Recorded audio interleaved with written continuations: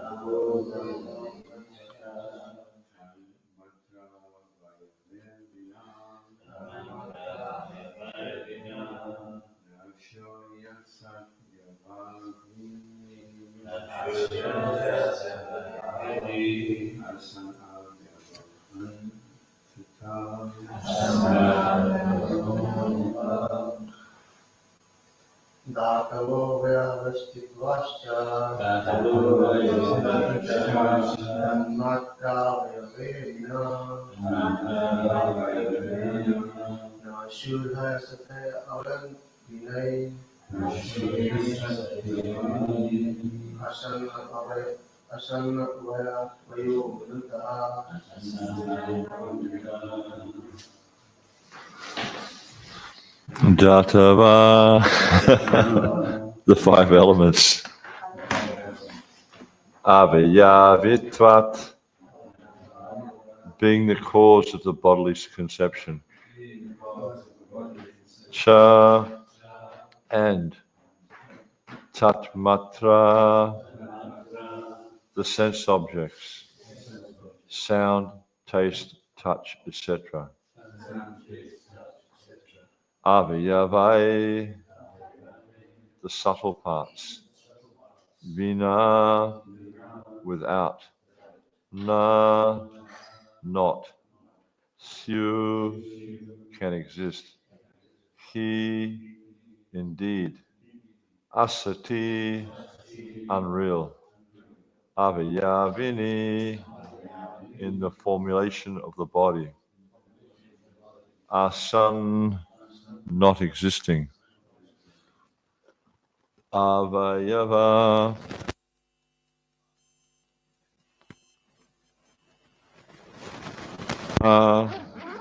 at the end. Translation. Because the body is formed of the five elements, it cannot exist without the subtle sense objects.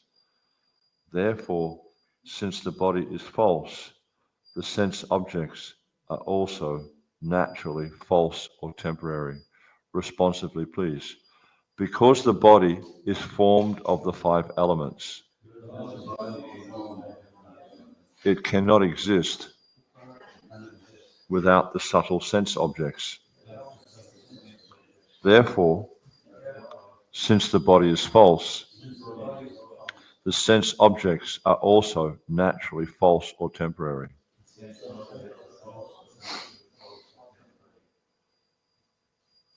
So the word that's here in the verse, which is referring to the false nature, of the body is asan, which asan or asat has various meanings, meaning false, temporary, unreal, inauspicious, different things like that. It's like you have sat and asat. So sat means auspicious, motive, it means goodness, means all these different things, and asan is like the opposite of that. So in essence, Narad Muni is not saying the body has no existence. He's indicating it's temporary, but because we place so much importance on this temporary thing, therefore we're a bewildered state. This is what he's alluding to here. Now there's no purport here, but I will read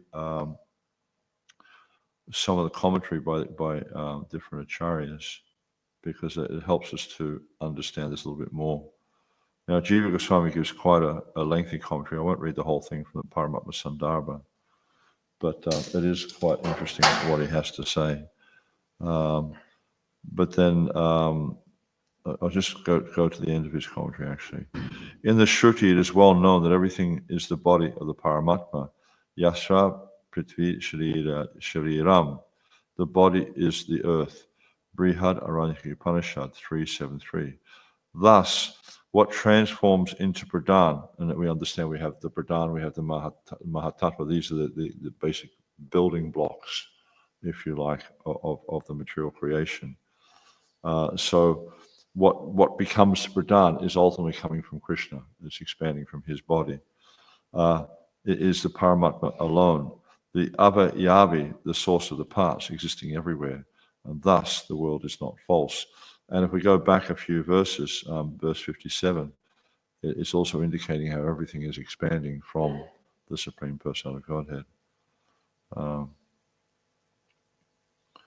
Then in Vishwanath Chakravarti Thakur's commentary, actually in both commentaries, Jiva Goswami and Vishwanath Chakravarti Thakur, they're quoting from Srimad Bhagavatam 5.12.9. So I'll just read that, because that gives us a little bit more understanding of what's going on here. Evam niruktam chitti shabdavritam asan nidhanat paramana man navoye avidyaya manasa kalputaste yesham samuhena krito vishesha. One may say the variety. This is actually Jad Bharat speaking to Rahugana. So it's quite a. I mean this discussion of Jad Bharat with Rahugana is quite an illuminating discussion. He's really getting to the essence of the illusion of this material existence, and in such a way he's going right to the essence of it, because he's really trying to shock Rahugana out of his ignorance, because Rahugana is convinced that he's the body, and convinced that because he's identifying with the body, he's seeing Jad Bharat, well, he's just a menial servant, and he should just do what I say, because I'm the king, I'm the emperor. But and Jad Bharat saying, look, you may have this kind of conception, but these are all just temporary, these are illusory. You need to understand the reality. And so he's saying, what he's saying here is, one may say that varieties arise from the planet Earth itself. However, although the universe may temporarily appear to be the truth, it ultimately has no real existence, because it's temporary. Everything that's temporary has no real existence. Everything that's eternal has existence. And this is the difference between this word sat and asat. A lot of the words in that are used in Sanskrit, they seem to be more contextual or more conveying concepts, rather like, you look at English, even though English is quite an awkward language sometimes. We were just talking about the other day how you can have two words spelt exactly the same, but you pronounce them differently and they have different meanings. I mean, I can't think of anything right now, but I'm sure, if we put our minds to it, we come up with many different words that are, such an ambiguous language. But it's kind of some of the words have very clear meanings, and it's like they don't so much convey concepts, but just like very sort of factual things, or very, very kind of specific definitions. And Srila Prabhupada, sometimes he would indicate how different languages are good for different things. He said that English is good for business, German's good for training dogs. Arabic is good for training horses. French is good for sex life. And then you look at Sanskrit, it's the ideal language for understanding the Supreme Personality of Godhead. So we say, so ultimately, because it's temporary, because it's asat, and the same word appears here in this verse. He said, asan nidhanat. So this asan, again, not real. But we look at it in the overall context, it's indicating something which has no permanent existence. It's a temporary thing. It exists and it's real, but it's temporary. So in the ultimate sense, it's not real because it's only temporary. Yeah? The earth was originally created by a combination of atomic particles, but these particles are impermanent. Actually, the atom is not the cause of the universe, although some philosophers think so. It is not a fact that the varieties found in this material world simply result from atomic juxtaposition or combination. And we see that all material philosophers believe this. They believe that it's a combination of chemical only. The body, our existence, is just a combination of chemicals. And we were talking about this yesterday, is even though they believe that, you can provide them with any amount of chemicals. And what can they do?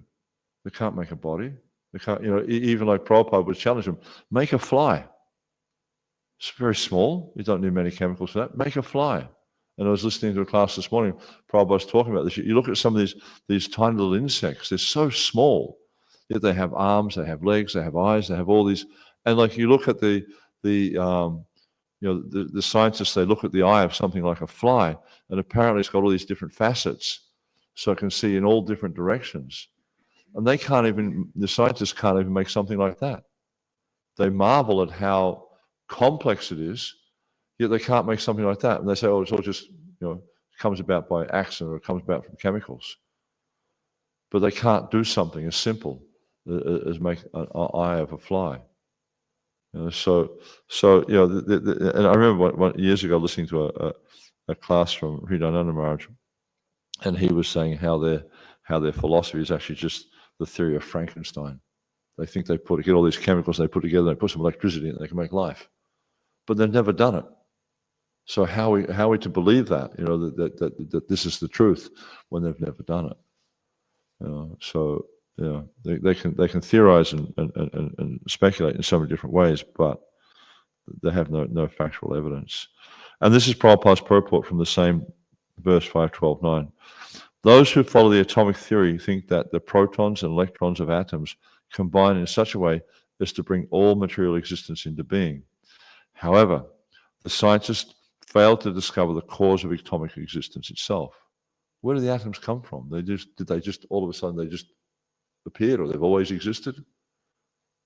They can't answer these questions. Under these circumstances, we cannot accept that the atom is the cause of the universe.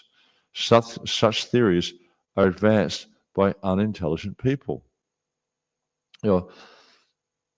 Modern people, materialistic people think that the scientists are the most intelligent. But they're not. They're actually unintelligent because they cannot, even though they can analyze matter and they can look at, protons, electrons, neutrons, all these types of things and postulate so many different concepts, they still have no understanding of the ultimate source of everything, where everything has come from. They can't understand this basic fact. According to real intelligence, the real cause of the cosmic manifestation is the Supreme Lord. Janmad Yasha Yataha. He's the original cause of creation, of all creation. As stated in the Bhagavad Gita, Ahang Savasya Prabho Makta Savam Prabhatate. Krishna is the original cause. Sava Karana Karana.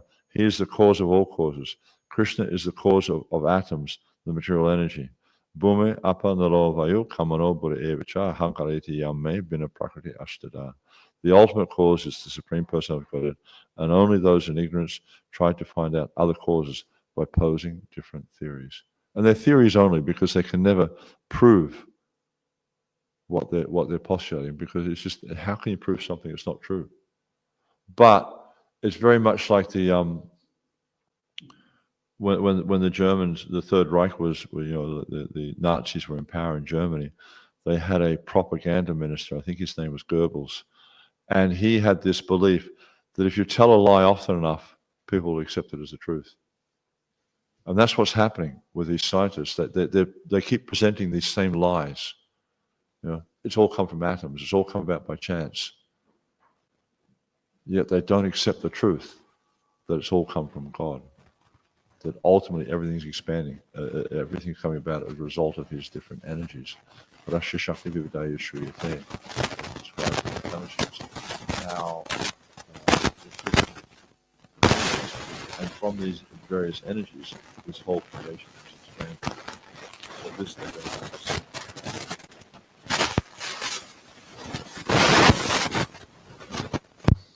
Sat Sajisha Brahmastavad Vikalpe Sativastuna Jagrat Swapo Yata Swapne Tata Vidi Nisedata. When a substance and its parts are separated, the acceptance of similarity between one and the other is called illusion. While dreaming, one creates a separation between the existences called wakefulness and sleep. It is in such a state of mind that the regulative principles of the scriptures, consisting of injunctions and prohibitions, are recommended. And this is a really interesting statement from Narad Muni. He's explaining to Yudhisthira Maharaj that when one's bewildered about the reality, the regulations of the scriptures will help us to see the truth. And there's this verse from, can't remember where it's from. Rupa Goswami quotes in the Bhakti Rasamrita Sindhu, where he's explaining, how's it go?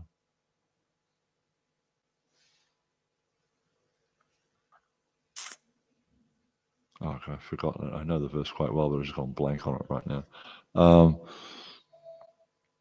To always remember Krishna, never forgetting. What's that verse? But I forgot the verse.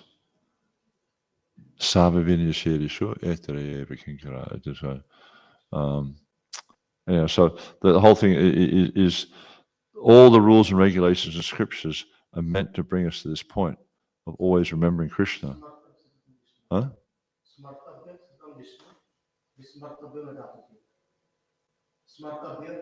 Thank you. Smartavya Satatam Vishnu Vishmatavyo Nijatu Chit Sarvaviri Nisereshu Etiyore Vikinkara. There's only two regulations in all the scriptures. That is to always remember Krishna and never forget him. These are the two primary regulations. And all these, Prabhupada would refer to them as the do's and the do-nots. All the do's and the do-nots simply serve this one purpose. Because you have all the do's, you look at the things we do in Krishna consciousness, Kirtaniya Sada Hari. We're always chanting. Why? Because this helps us remember Krishna. And then we have certain prohibitions, like we don't eat meat, we don't take intoxicants, we don't have illicit sex, we don't gamble. Because when we're doing these things, we tend to forget Krishna. So the whole idea, and this is the point that Narad Muni is making here, is because in this state where we're seeing when the things are separated, we see that there's similarities between them and stuff like that. He's saying this is a state of illusion, and the principles of scriptures, the regular principles of scriptures, help us to see the truth, because through following the various regulations in scriptures, and this is a really important part of deity worship, for instance. By following the regulations of deity worship, they help us to purify our existence. I think I was quoting from Jiva Goswami yesterday, where he was pointing out in the Bhakti Sandarbha how because of our contaminated condition in this material world, by following the various regulations of deity worship, we can actually come to the point of understanding who we are, of purifying ourselves from this various contamination, and coming to the point of actually understanding our true nature. Srila Prabhupada's purport. In material existence, there are many regulative principles and formalities. If material existence is temporary or false, this does not mean that the spiritual world, although similar, is also false. So you can see, it's like,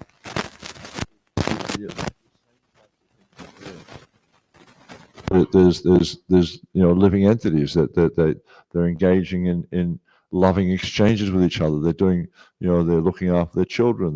They're having relationships with their loved ones. They're eating. They're sleeping. They're doing all these different types of things that we see happening here in the material world. And so it looks similar, but it's completely different, because here, as is pointed out in the previous verse, it's all asat. It's temporary in its nature. It's inauspicious, and ultimately, it's not real. It's a false, in that sense, it's a false existence. Although it is existing, we are experiencing these things. Ultimately, it's a false existence. But whereas what is happening in the spiritual realm, this is sat. It's eternal. It's full of knowledge. See, one of the other aspects of asat is it's full of ignorance. Things that are sat are full of ignorance in the sense that we perceive these things in this material world to be real. We perceive these things in the material world to be of value, and therefore we place great importance on all these material relationships and these material objects.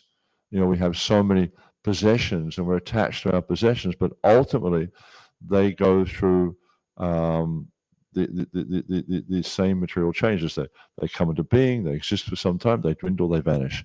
Everything in this material world is temporary, but we place so much value in it because of this illusion, because of this asat consciousness. We're bewildered into thinking by the material nature. We're bewildered into thinking that this is the real existence. But as Prabhupada's pointing out here, ultimately it has no permanent existence. That one's material body is false or temporary does not mean that the body of the Supreme Lord is also false or temporary. So again, Prabhupada is having a dig at the impersonalists who think that it's all the same thing. The spiritual world is real and the material world is similar to it. For example, in the desert, we sometimes find a mirage, but although the water in the mirage is false, this does not mean that there is no water in reality. Water exists, but not in the desert. So it's the same here. Like eternality exists, but not here. True happiness exists, but not here. All these things we falsely perceive to exist here, they're temporary. But it doesn't mean that this eternal situation doesn't exist. And this is the scientific version of it. Oh no, that can't exist. It's not possible. Because they have no personal experience of it, therefore they just deny it. They have no personal experience of God, therefore they deny the existence of God. They have no, it's just like for someone who's suffering a disease, and you tell them about the non-diseased condition. For someone who's been diseased all their life, they can't conceive of being in a position where they're not suffering the disease because it's all they've ever known. And so for someone who's an illusion or someone who has some confusion about a particular matter, for them to try to see the truth, very, very difficult. And this is, what's that verse? I'm forgetting verses like anything today. Parato Sutova Mitopi Betikri Habertanam Adanta Govi Vishatam Misham Puna Punas Chavita Chavananam. It's saying how Parato Sutova, that by the Matina Krishna, Matina Krishna, they can never see Krishna. Not by their own endeavor, by the help of others, or by a combination of both. They can never see. Because why? Because their goal of life is sense gratification. Adanta Golbi Vishatam Mishram. They're just like cows and asses. They think that to enjoy the senses, this is the goal of life. And because of this endeavor, because of this determination to just focus on enjoying the senses in the material world, they'll never understand the true nature of this material world, and they'll never understand that ultimately everything comes from Krishna. So this is why the Krishna consciousness movement is so important, and why things like book distribution is so important. I'm supposed to be speaking about the importance of the human form of life tonight, and one of the things we see is in the human form of life. The human form of life awards us a rare opportunity. Prahlad Maharaj talks about this in the 7th canto, that Komaranacha Pragyo Dhamma Bhagavatam Durabam Manasam Jana Tarapiya Dhruvamartadam. That the human form of life is a very, very rare situation. If you analyze, how many living entities are on this planet, and I don't think you can ever count it, even just in this one room, how many, like we're seeing 2, 4, 6, 7 living entities in this room. That's what we perceive. But, if you look microscopically, there'd be billions upon billions upon billions of living entities in this room that we can't perceive. Even within our bodies, there are billions of living entities in our bodies.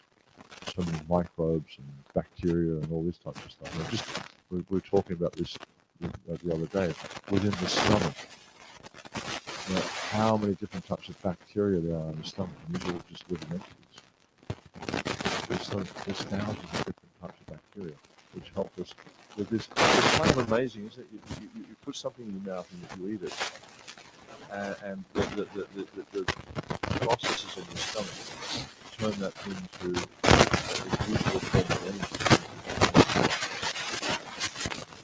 And this has all come about by chance. But if you look at it, it's so complex and so extraordinary the way it functions.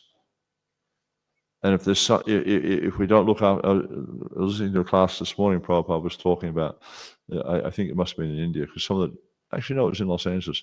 Some of the devotees were coughing. He said, I heard the same thing yesterday. You have to look after your health. Because if you don't have health, you can't serve Krishna. So, like the body is such a complex machine. And like with any machine, if we don't look after the machine, if we don't maintain it properly, it ceases to function. And so it's the same with the body. If we don't look after it properly, which means getting proper exercise, having proper diet, having proper rest, then it ceases to function.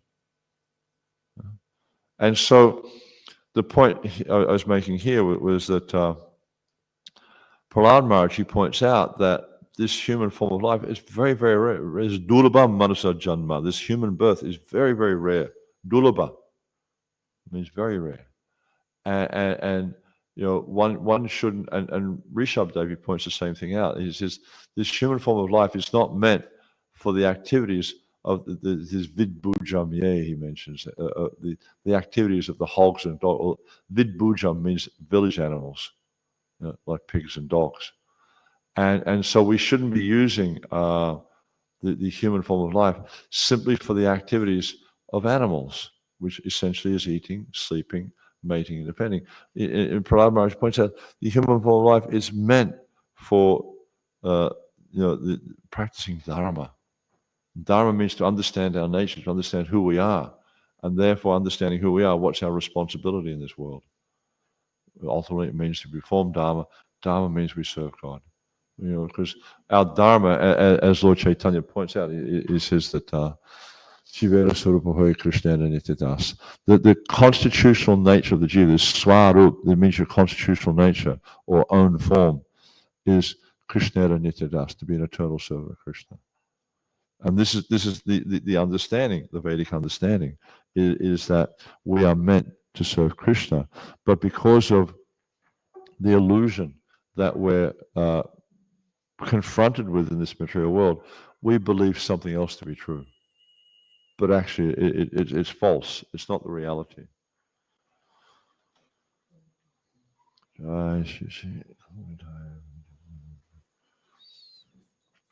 Similarly, nothing is real in this material world, but reality is in the spiritual world.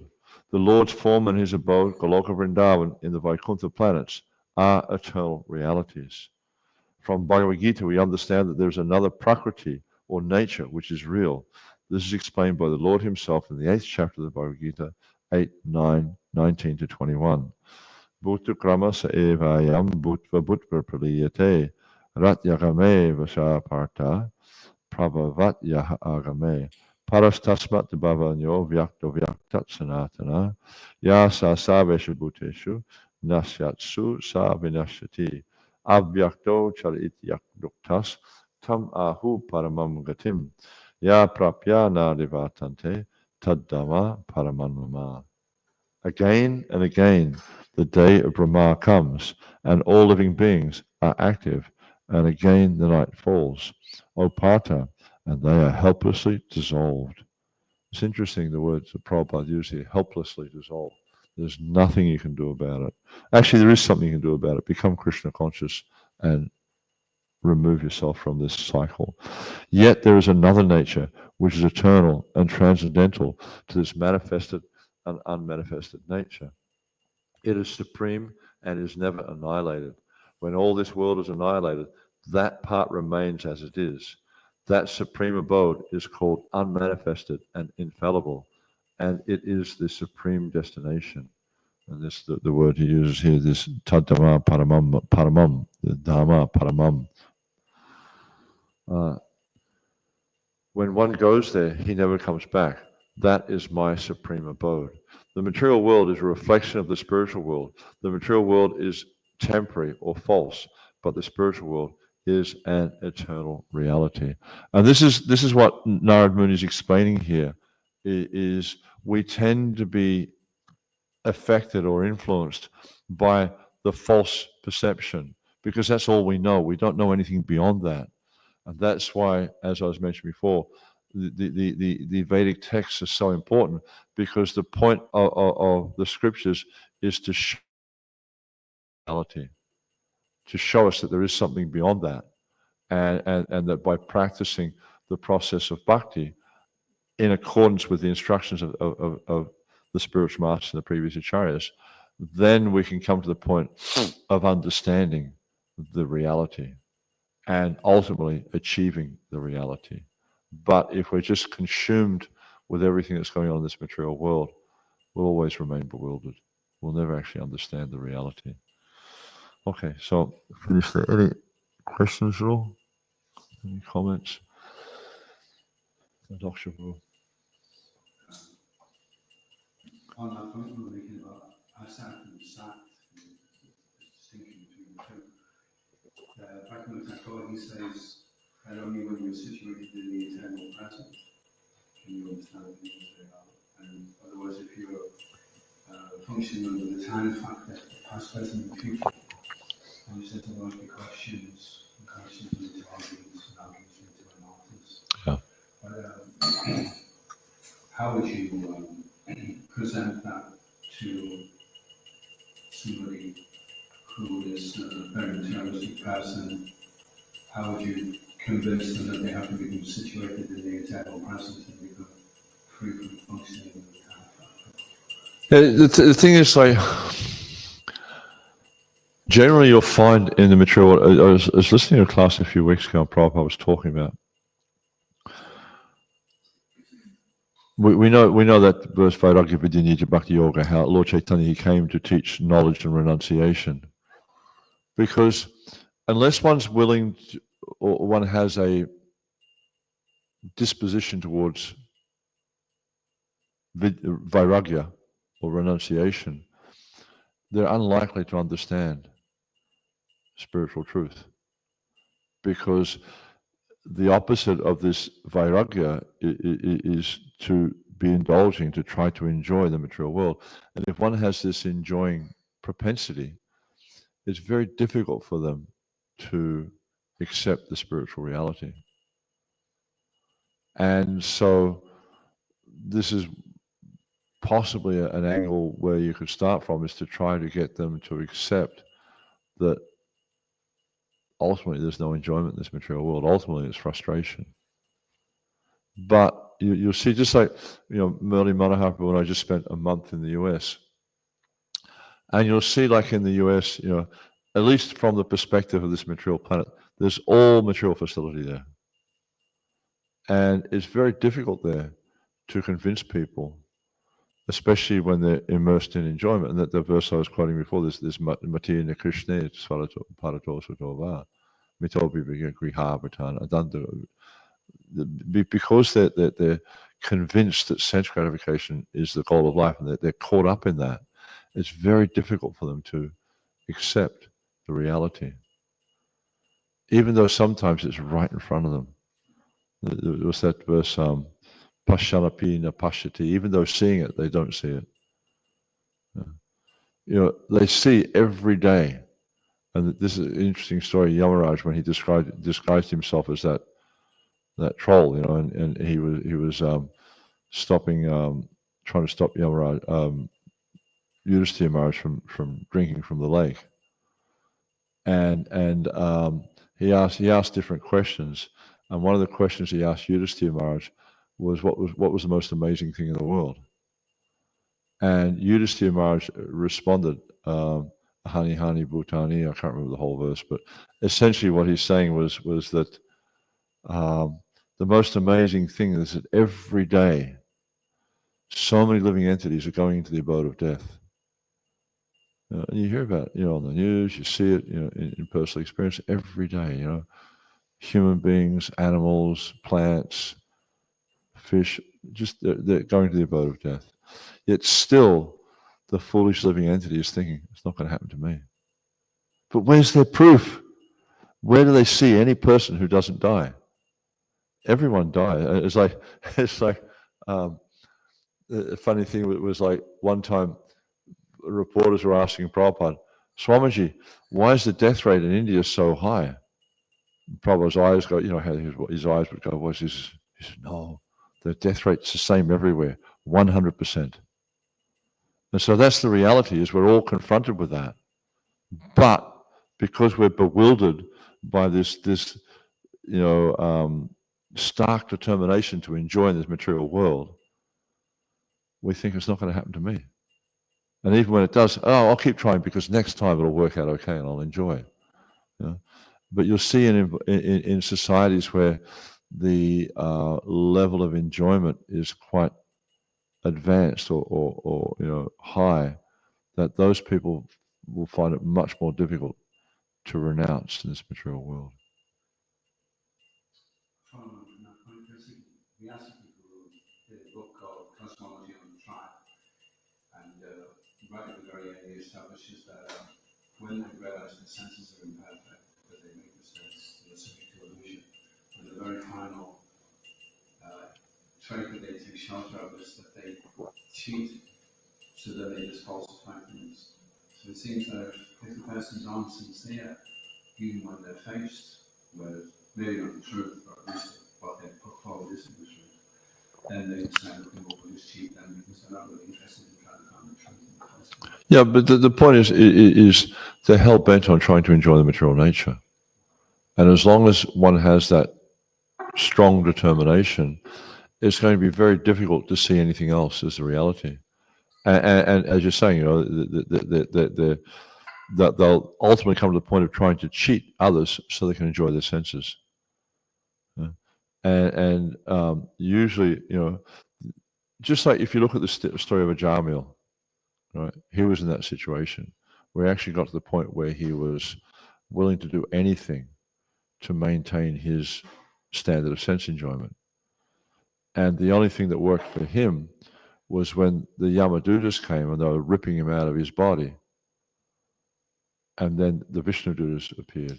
And then because he was shocked, because sometimes it's just like when I was young, I was taught how to be a lifesaver. And one of the things that happens is when people are drowning, they're panicking.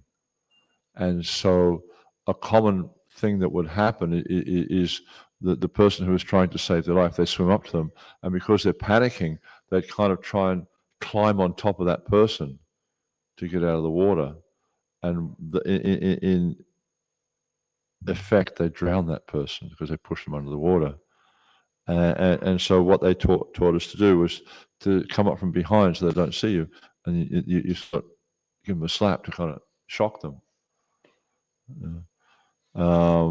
And so we see in the scriptures sometimes how, with Narad Muni, he tells various allegorical stories to sort of try and shock people into awareness, or with the story of Ajamil when he has that terrifying experience of seeing the Yamadutas that shocks him into reality. So sometimes when people really deep in this ignorance of trying to enjoy themselves in the material world.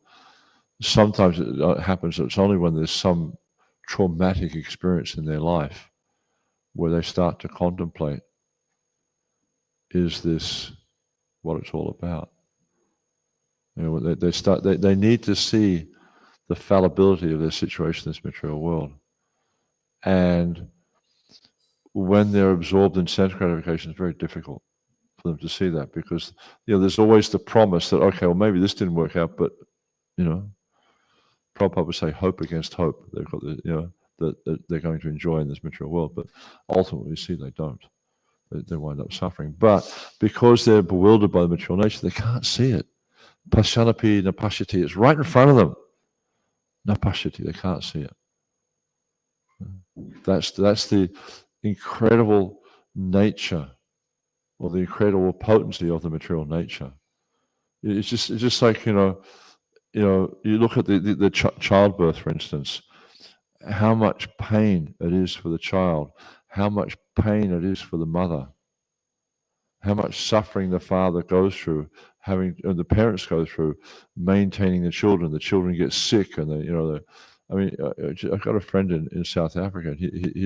His daughter, I can't remember what the disease was. It was really heavy, disease they had, and when she was just like practically dying, the young child, they took her to hospital and everything. How much anxiety the parents are going through when their daughter's experiencing this, and there's nothing they can do about it. Yet still, people have children, even though they've had this experience of the suffering that goes along with it. An intelligent person will think, this is suffering, I'm not going to do this again. But because we're bewildered by the material nature, we think, we're bewildered into thinking that sex life is actually an enjoyable thing.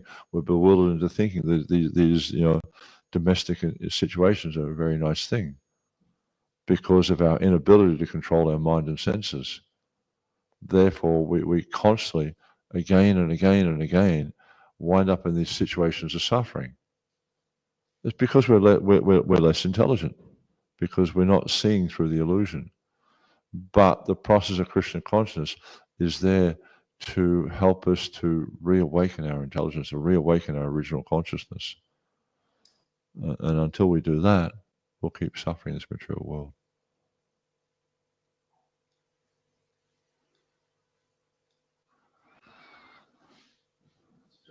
Verse number 60, where it says that the body is formed of 5 elements and cannot exist without subtle sense objects. So that's clear in material world, this body and senses are interact with each other. But what happens, or how does the soul exist in the spiritual world? Does it have a body there? How does the soul what? Exist in the spiritual world. You have a spiritual form. It's not that. You see, this is one of the challenges that the Mayavadis face, because they see the form here is suffering. They cannot perceive of how a form elsewhere would be any different from that, because they can't conceive of things beyond their experience. They can't understand. But just as you see form here and senses, etc., where does that come from? It comes from the spiritual reality. So we have form here, but it's a perverted form, because it experiences so much misery, it experiences suffering and temporality. Whereas in the spiritual world, form is there, but it's not a form that brings misery. It's a form that brings bliss, because that form is always engaged in the service of the supreme form, Krishna. So everything you see here exists in the spiritual realm, because that's where ultimately it comes from. The things here, as Prabhupada is saying here, it's just a reflection of the spiritual realm. So everything, it's just like Prabhupada uses the analogy of the mirage. When you get heat, like sometimes you get, I don't know if you probably don't experience it here so much, but when you're on a hot day and the sun is beating down on the road, and you'll see this shimmering up in the distance, it looks like there's water on the road, but there's no water. But it doesn't mean there is no water in existence. It's not at that place there's no water. There's no, as Prabhupada says, there's no water in the desert. And it's common when you're out, like you don't have desert here, but in Australia, you go across, from Adelaide to Perth, there's a massive big desert called the Nullarbor Plain. And when you're driving, especially during the day, there's this constant illusion of water in the distance, but there's no water in the desert. But it doesn't mean there's no water. There is water. But so here, although the existence is illusory, it doesn't mean there is no form. It doesn't mean there is no enjoyment. It doesn't mean there is no relationship. It's all exists there in the spiritual realm.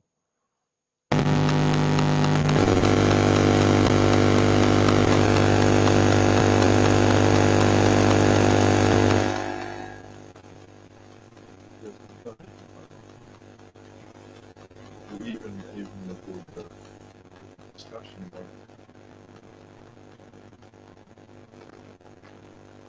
where Prabhupada's talking about how different sampradayas have different understandings of this. Which is quite interesting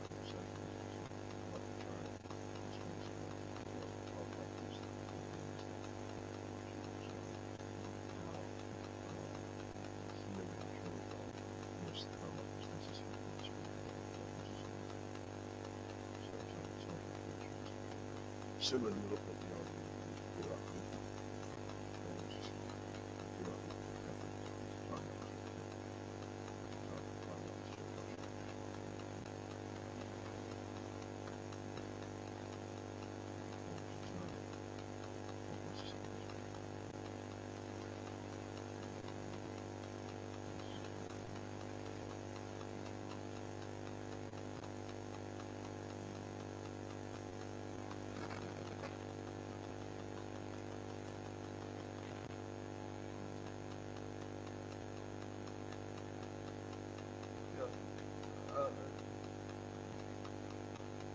yeah, there's definitely a difference. How can I explain that? The gross sense objects are, things we can touch. The subtle sense objects are